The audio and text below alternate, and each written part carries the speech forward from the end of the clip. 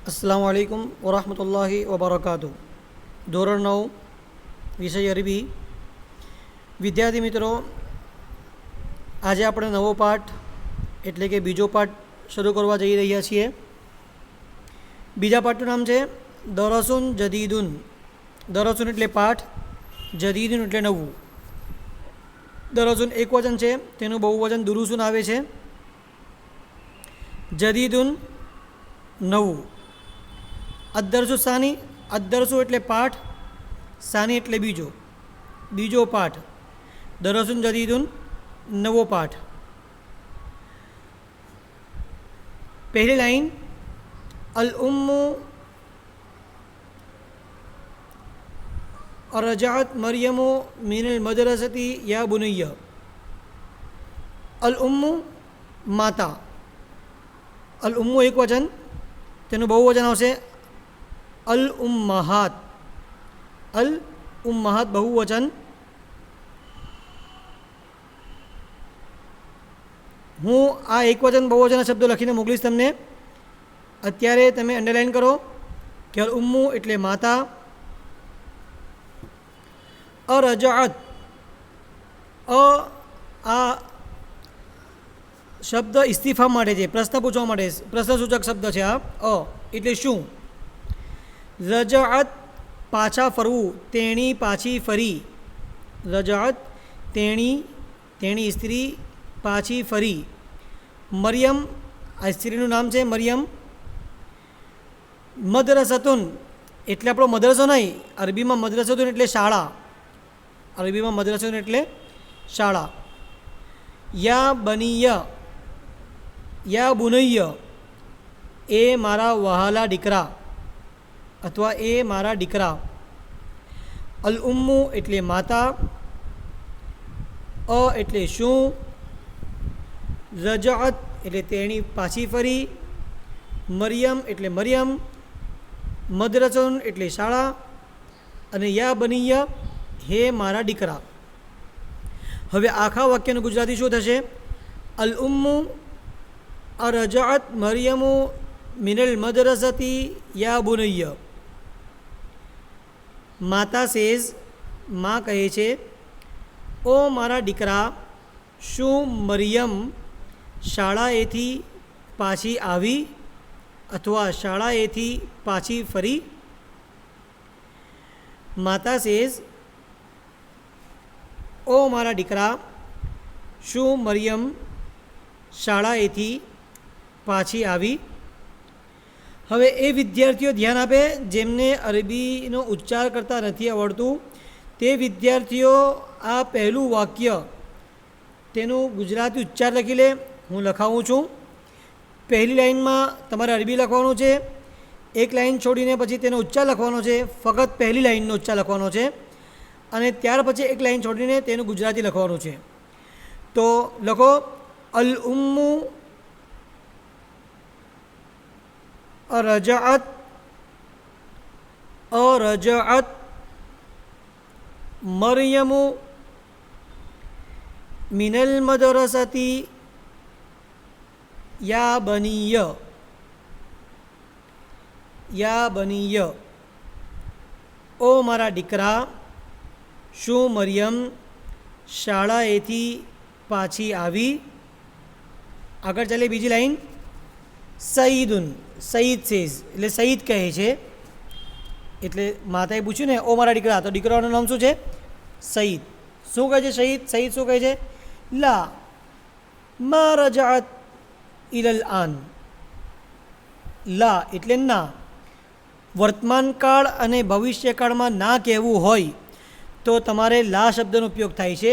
અને ભૂતકાળમાં ના કહેવું હોય તો તમારે મા, મીમ અલીફ ઝબર મા શબ્દનો ઉપયોગ થાય છે. એટલે આ નવીનતા તમને ફક્ત અરબી ભાષામાં જ બધી જોવા મળશે કે ભૂતકાળ માટે અલગ શબ્દ વપરાય છે અને વર્તમાનકાળ અને ભવિષ્યકાળ માટે અલગ શબ્દ વપરાય છે. એવી જ રીતે એક વચન માટે અલગ શબ્દ છે. દ્વિવચન એટલે બે વ્યક્તિઓ, બે વસ્તુઓ માટે એક અલગ શબ્દ છે. અને બહુવચન બધી જ ભાષાઓમાં એક એટલે એક વચન અને એકથી વધુ હોય તો બહુવચન. પરંતુ અરબી ભાષામાં એક હોય તો એક વચન, બે હોય તો દ્વિવચન અને બેથી વધારે હોય તો બહુવચન થાય છે. તો લા એટલે ના.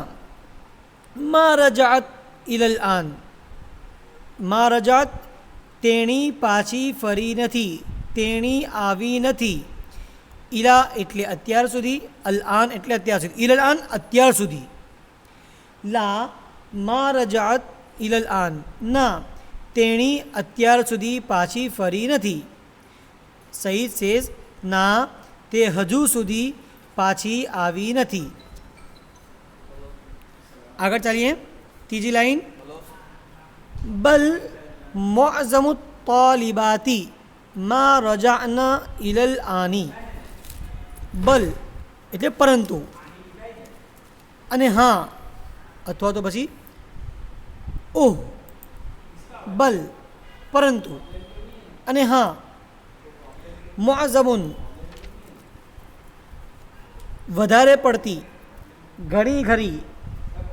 મુઅઝમુન વધારે પડતી, ઘણી ખરી. અત્તાલિબાતુ વિદ્યાર્થિનીઓ, આ બહુવચનનો શબ્દ છે, તેનું એક વચન આવશે અત્તાલિબતુ એક વિદ્યાર્થિની. અત્તાલિબતાની દ્વિવચન એટલે બે વિદ્યાર્થિનીઓ, અને અત્તાલિબાતુ બહુવચનનો શબ્દ વિદ્યાર્થિનીઓ. મા રજાન અત્યાર સુધી પાછી નથી આવી. જો ઉપર રજાઅત હતું એટલે એક સ્ત્રી, રજાઅતા એટલે બે સ્ત્રીઓ, અને અહીંયા રજા ન ઘણી કરી બહુવચનનો શબ્દ છે મા રજાના, તે બધી વિદ્યાર્થીનીઓ પાછી ફરી નથી. ઇલલ આન અત્યાર સુધી. તો હવે આખા વાક્યનું ગુજરાતી શું થશે? અને હા ઘણી ખરી વિદ્યાર્થીઓ, વધારે પડતી વિદ્યાર્થિનીઓ અત્યાર સુધી પાછી આવી નથી. અને હા ઘણી પડતી વિદ્યાર્થિનીઓ અત્યાર સુધી પાછી આવી નથી. આગળ ચાલીએ. ચોથી લાઈન, અલ ઉમ્મુ અરજા અખૂક કાસિમુન મિનલ મદરસતી. માતા ફરી પ્રશ્ન કરે છે, અરજા શું તે પાછો ફર્યો, તે પુરુષ પાછો ફર્યો, શું તે પુરુષ પાછો ફર્યો. અખૂક તારો ભાઈ, અખૂકો એટલે તારો ભાઈ. મિનલ મત કાસિમુન, કાસિમ કોણ છે? તેના ભાઈનું નામ છે કાસિમ. તો માતા શું પૂછે છે? શું તારો ભાઈ કાસિમ અરજા શું પાછો ફર્યો છે, અખૂક તારો ભાઈ, કાસિમ કાસિમ મિનલ મદ્રસતી અત્યારે જ ઉપર આપણે ભણી ગયા, મદ્રસતું એટલે શાળા. શું તારો ભાઈ કાસિમ શાળાએથી પાછો ફર્યો. ફરીથી, અલ ઉમ્મુ અરજા અખૂક કાસિમુન મિનલ મદ્રસતી. માતા સેઝ શું તારો ભાઈ કાસિમ શાળાએથી પાછો આવ્યો અથવા શાળાએથી પાછો ફર્યો. આગળ ચાલીએ. સઈદુન મા રજા ઇલલ આન, મા રજા ઇલલ આન. સઈદ કહે છે મા રજા તે પાછો ફર્યો નથી. મા રજા તે પાછો ફર્યો નથી. ઇલલ આન અત્યાર સુધી, રજા ઇલલ આન અત્યાર સુધી. સઈદ કહે છે ના તે અત્યાર સુધી પાછો ફર્યો નથી. આગળ ચાલીએ. વ જમીઉ તુલ્લાબી મા રજઉ ઇલલ આની. વ જમીઉ તુલ્લાબી મા રજઉ ઇલલ આની. વ એટલે અને, જમીઉ એટલે બધા, અતુલ્લાબુ એટલે વિદ્યાર્થીઓ, મા રજાઉ તેઓ પાછા ફર્યા નથી, તેઓ પાછા આવ્યા નથી. ઇલલ આન એટલે અત્યાર સુધી, ઇલલ આન એટલે અત્યાર સુધી. તો વ જમીઉ તુલ્લાબી મા રજાઉ ઇલલ આન, અને હા બધા જ વિદ્યાર્થીઓ પણ અત્યાર સુધી પાછા આવ્યા નથી. અને હા, બધા જ વિદ્યાર્થીઓ અત્યાર સુધી પાછા આવ્યા નથી. જો અહીંયા ગુજરાતીમાં મારાથી લખાયું નથી અત્યાર સુધી, તે તમે લખી લેજો. અને હા, બધા જ વિદ્યાર્થીઓ અત્યાર સુધી પાછા આવ્યા નથી. આગળ ચાલીએ. અલ ઉમ્મુ અકુરી અલ યૌમા દરસુન જદીદુન. અલ ઉમ્મુ માતા. માતા સેઝ, માતા શું પૂછે છે? માતા ફરી પાછો પ્રશ્ન કરે છે. અકુર્ય શું ભણાવવામાં આવ્યું? અકુર્ય શું ભણાવવામાં આવ્યું? અલ યૌમ એટલે આજે. અલ યૌમ એટલે આજે. દરસુન એટલે પાઠ ઉપર આપણે ભણી ગયા. જદીદુન એટલે નવું. તો અકુર્ય શું ભણાવવામાં આવ્યું? અલ યૌમ એટલે આજે, દરસુન એટલે પાઠ અને જદીદુન એટલે નવો. શું આજે નવો પાઠ ભણાવવામાં આવ્યો છે? શું આજે નવો પાઠ ભણાવવામાં આવ્યો છે? કોણ પૂછે છે?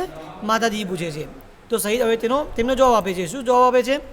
સઈદ લા મા કુરી અલ યૌમા દરસુન જદીદુન.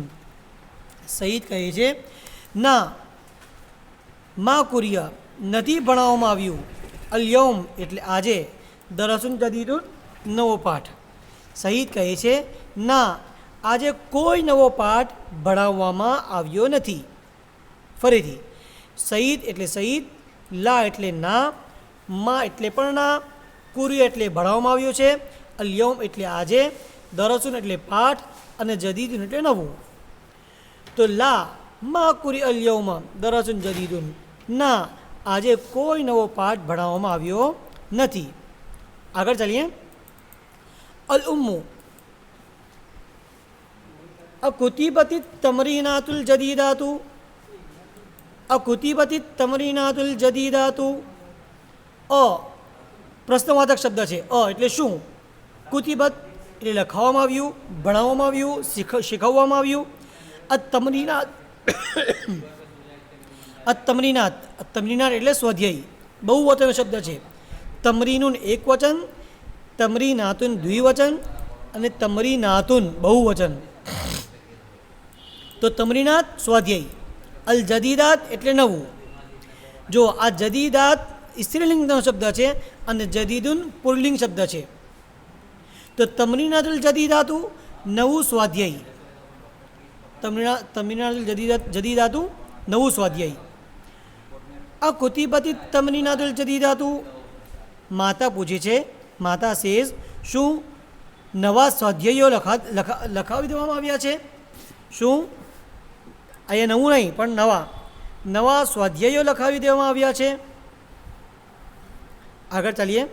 સઈ સેઝ માં કુતિબતિ તમરીનાતુલ જદીદાતુ. સઈદ કહે છે, માં ના, કુતિબત લખાવવામાં આવ્યા છે, અત તમરીનાત સ્વાધ્યાય, અલ જદીદાત નવા. સઈદ કહે છે, ના, કોઈ પણ નવા સ્વાધ્યાયો લખાવવામાં આવ્યા નથી. સઈદ કહે છે, ના, કોઈ પણ નવા સ્વાધ્યાયો ચલાવવામાં આવ્યા નથી. મિત્રો, હવે જે શબ્દો બોલું છું તેને અંડરલાઇન કરો અને તે શબ્દો તમારે અરબીની સાથે ગુજરાતીમાં 5-5 વખત લખવાના છે. તો લખો. પહેલાં મદરસતુન એટલે શાળા. મદરસતુન એટલે શાળા. ઇલલ આન એટલે અત્યાર સુધી. ઇલલ આન અત્યાર સુધી. મોઝમુન વધારે પડતું, ઘણા ખરા. મોઝમુન ઘણા ખરા, વધારે પડતું. અત્તાલિબાત વિદ્યાર્થિનીઓ. અત્તાલિબાત વિદ્યાર્થિનીઓ. અખુન એટલે ભાઈ. અખુકો એટલે તારો ભાઈ. અખુકો એટલે તારો ભાઈ. જમીઉન એટલે બધા, બધા જ. જમીઉ એટલે બધા. અલ યૌમ એટલે આજે. અલ યૌમ એટલે આજે. દરસુન એટલે પાઠ.